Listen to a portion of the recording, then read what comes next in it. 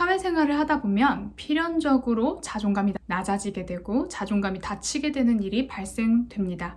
하지만 이러한 자존감은 외부의 환경에 따라서 받는 피드백에 따라서 움직이게 되는 경험을 하게 되는데요. 내 정체성의 확립이 강하지 않기 때문에 이러한 현상이 일어나게 됩니다. 내 자존감은 외부의 영향으로도 낮아지게 되지만 스스로가 자존감을 낮추는 것도 있습니다.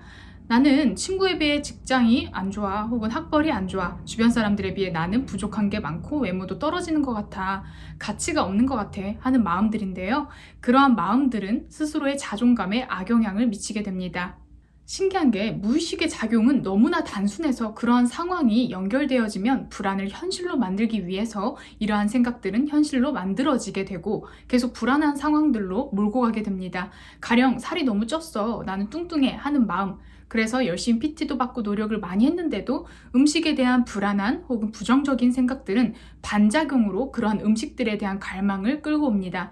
그래서 음식을 먹는 것에 대한 불안은 결국 현실로 음식에 대한 불안함을 느껴야 하고 먹었을 때 죄책감을 가져야 하고 음식에 대한 갈망을 계속 연결시키기 때문에 이러한 갈망은 다이어트를 할 때 폭식으로 이어지고 요요 현상으로도 이어지게 됩니다. 다이어트에 성공하시는 분들 혹은 일적으로 성공하시는 분들은 도끼를 품고 하시는 분들도 있지만 그러한 분들은 계속 중간중간 고비가 오다가 안정적인 스탠스를 유지하게 되면서 안정감을 가지게 되면서 안정감으로 넘어가게 됩니다. 하지만 명확한 목표가 있더라도 실행이 부족하거나 자신에 대한 신뢰가 부족하신 분들은 요요를 경험하게 되고 계속 그런 것들이 반복되어지게 되고 일적으로도 성취를 하다가도 못하기를 반복하게 됩니다. 불안한 마음을 내려놓고 비로소 조금 안정감을 찾고 나아갔을 때 원하는 것을 이뤘던 경험들이 있습니다. 자존감도 현실에서 미치는 영향이 굉장히 광범위하고 큽니다. 스스로를 무능하다고 생각하고 무가치하다는 프레임으로 보게 된다면 그러한 일이 생기게 되면서 그러한 생각들이 강화되게 됩니다. 그리고 현실로 계속 반복되어서 그 프레임 안에 살게 됩니다. 나를 바라보는 프레임을 어떻게 세팅하셨나요? 나는 뭐든 해내는 사람, 멋진 사람이라고 세팅을 하게 되면 고비가 오더라도 언제든지 이겨낼 사람이라는 마음이 들기 때문에 그러한 고비도 이겨내는 사람이 됩니다. 하지만 반대로 부정적인 프레임을 발견했다면 이러한 프레임을 수정해야 되는데요. 나는 멋지고 대단한 사람이야 라는 프레임을 만들고 싶지만 믿게 되나요? 절대 믿게 되지 않습니다. 무의식 또한 내가 의식적으로 몸으로 체감을 해야지만 그리고 증거가 있어야 되지만 믿기 때문에 그러한 프레임을 믿지 않게 됩니다. 아이러니하죠. 그래서 이러한 무의식의 프레임을 어떻게 바꿀까 하고 생각이 많으실 텐데 이러한 무의식의 프레임은 내면 아이를 발견하고 칭찬해 주는 것부터 시작을 해야 합니다.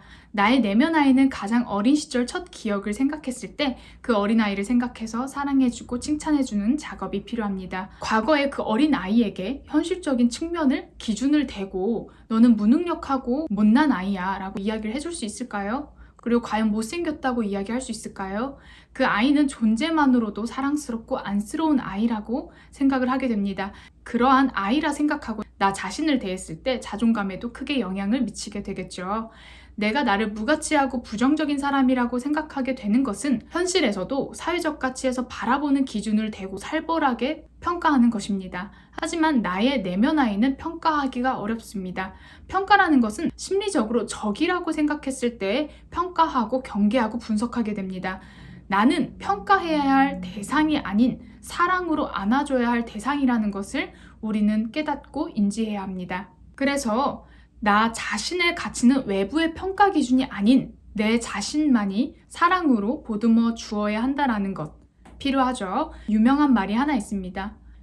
네가 뭔데 나를 평가해? 라는 말인데요. 사회에서 그리고 주변 사람들에게서 혹은 내가 살벌하게 나 자신을 평가를 할 때 기억해야 할 점들은 그 이야기를 나만 듣는 것이 아닌 내면 아이도 듣고 있음을 기억해야 합니다. 프레임을 새롭게 만드는 것도 물론 아주 필요하고 중요한 일이지만 내면 아이에게 어떠한 칭찬 그리고 필요한 위로와 지지를 어떻게 해줄지도 생각해 봐야 되겠죠.